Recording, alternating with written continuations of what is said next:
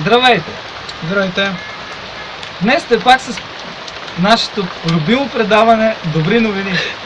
Добрите новини, които Господ Исус Христос има за нас в днешния ден, ние имаме удоволствието да ги споделиме с вас и днес. И сега нека да прочетеме от Евангелието на Марк, пак 4 стиха, от 19 до 22 стих, първата глава. Но нека първо се помолим. Краси. Добре, Гриша!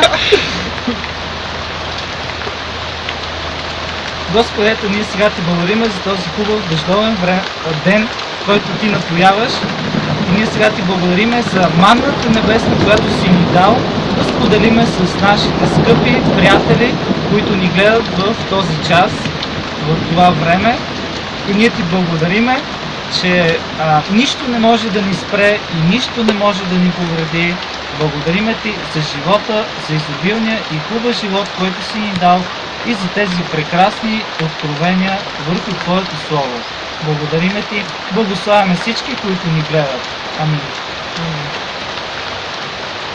Аз ще започна.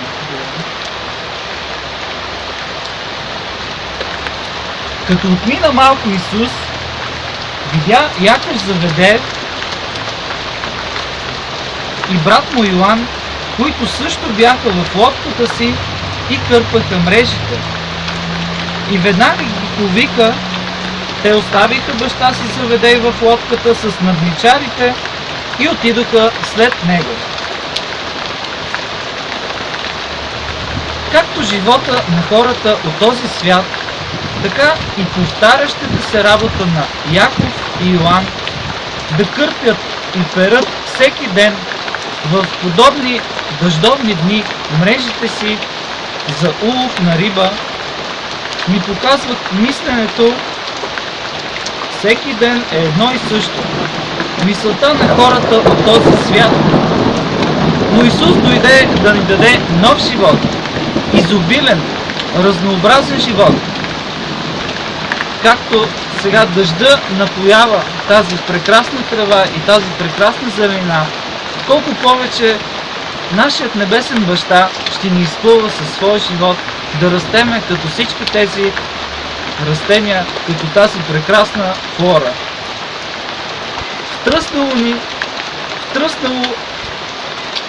Втръснало им на Яков и на Йоан от еднообразието като нас, веднага оставиха всичко, баща си, работата им и колегите им.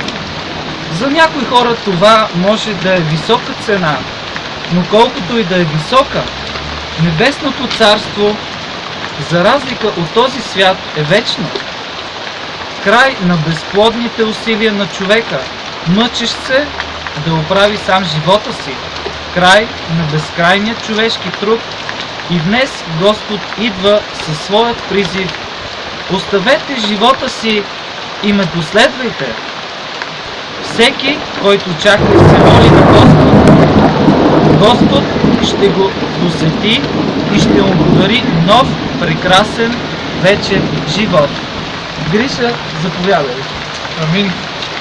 Ще продължим с 21 и 22 стих. Така. И дойдоха в Капернаум. И още в първата събота Исус влезе в синагогата и получаваше. А те се чудеха на учениците му, защо ги получаваше като един, който има власт, а не като книжниците. И така, веднъж, щом човек тръгне след Христос, Исус е отговорен за него. Той се грижи за него и всеки ден го получава. Исус е пример на смелост и сила. Той разбира писанията, а не като книжниците, които само знаят да цитират.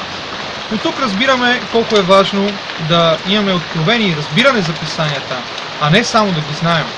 Знаейки кои сме в Христос и разбирайки писанията, това ще ни даде сила, смелост, кураж да живеем, побеждавайки всяка ситуация. От тази история виждаме, че Исус Христос има властта, а учениците Петър, Андрей, Яков и Йоан, като всички нас, днес се учат на нещо ново. Различно от закона и пораждащо очудване в хората. Реакция, без която вярата е мъртва. Ако това, което слушаме за Бога днес, не привлече вниманието на слушащите, както в Капернаумската синагога, значи, че сме станали като книжниците. Исус привлече цялото внимание. Хората и техните умове бяха задвижени. Те с удивление слушаха и гледаха как проповядва Исус. Той беше уверен и сигурен. Думите му излъчваха небесна сила и живот. И ето, скъпи брати и сестри, Исус е този, който е извора на живот, който е извора на сила и смелост. И нека да се доверим на Него, да чакаме Той да ни даде откровения и разбирания за Писанията, за да имаме наистина едно прекрасно разбиране за това какъв е Той. Благодарим Му за това, че Той ни дава сила и смелост да живеем в този живот заедно с Него. Амин.